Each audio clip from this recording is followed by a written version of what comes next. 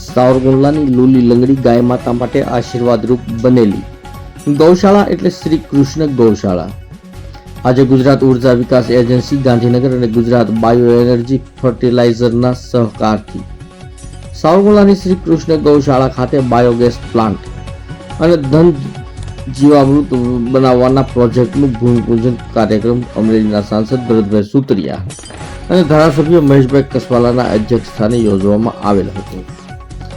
ગૌશાળા ખાતે biogas plant અને ધન જીવામૃત પ્રોજેક્ટની પ્રથમ પહેલ અમરેલી જિલ્લાના સાવરકુંડલાએ પહેલ કરી છે, જેમાં બાયોગેસ સાથે ધન જીવામૃત પ્લાન્ટથી ખેતી પણ રાસાયણ મુક્ત થાય તેવા અભિગમને સાર્થક કરવા આજે પ્લાન્ટનું ભૂમિપૂજન ખાતમુહૂર્ત સાંસદ સુતરિયા, ધારાસભ્ય કસવાળા સહિતના ગૌપ્રેમીઓએ ત્રિકમથી ભૂમિપૂજન કર્યું હતું.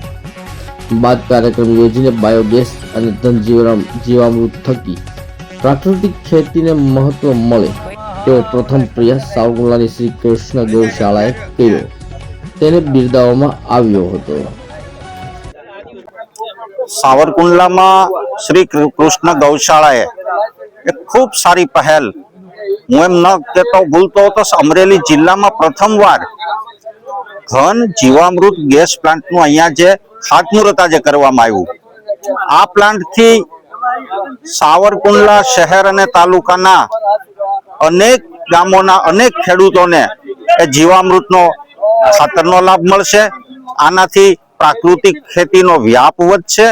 અત્યારના સમયમાં જે સમસ્યા છે સૌથી મોટી કે રાસાયણિક ખાતર અને રાસાયણિક દવાઓ, જેનાથી લોકોને કેન્સરથી માંડીને અતિ ગંભીર બીમારીઓ જે થઈ રહી છે તેમાંથી મુક્ત થવાનું જે અભિયાન ચાલી રહ્યું છે એ અભિયાનમાં પૂરક બનવાનું કામ કૃષ્ણ ગૌશાળાએ કર્યું છે.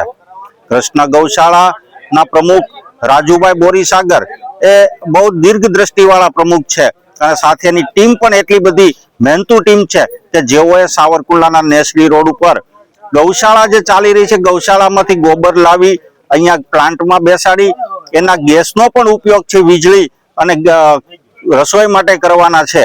અને જે મૃત જે નીકળશે, જે ખાતર નીકળશે, આ ખાતરથી પ્રાકૃતિક ખેતીને ખૂબ મોટો લાભ સાવરકુંડલા તાલુકાને મળવા જઈ રહ્યો છે. આખો ધન જીવામૃતનો પ્લાન્ટ નાખવાનો છો, આખી વાત કરજો ને.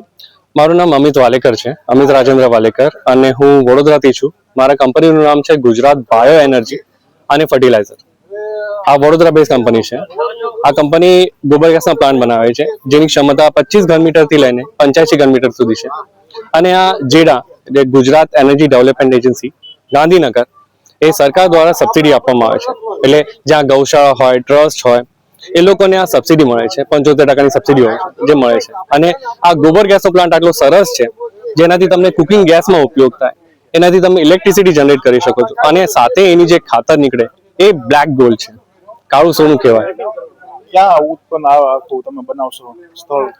સ્થળ અહીંયા નજીક છે, સાવરકુંડલામાં. અહીંયા પહેલો અમારો પ્રોજેક્ટ છે, અહીંયા થશે ગૌશાળામાં. Yes sir. આજે નવતર પહેલ કરી છે, ધન જીવામૃત છે, તેનું પ્લાન્ટનું ઉદ્ઘાટન કર્યું, આખી વાત કહી દે ને. આજ રોજ શ્રી કૃષ્ણ ગૌશાળા દ્વારા માનનીય ધારાસભ્ય શ્રી અને માનનીય સાંસદ શ્રી દ્વારા આજ રોજ અમે એમનું ભૂમિપૂજન કરવામાં આવ્યું. અને આજે અહીંથી આપણે છાણ ને ગૌમૂત્ર થશે એનું અમે ઘન જીવામૃત બનાવવામાં આવશે. અને એ પ્રાકૃતિક ખેતી તરફ એક ઉમદા ઉદાહરણ પૂરું પડાય એવી અમારી આખી ગણતરી છે બધી. અને બાકી જે રાસાયણિક ખાતર વાપરે છે, ડીએપી, યુરિયા, એના બદલે આ વાપરે એવી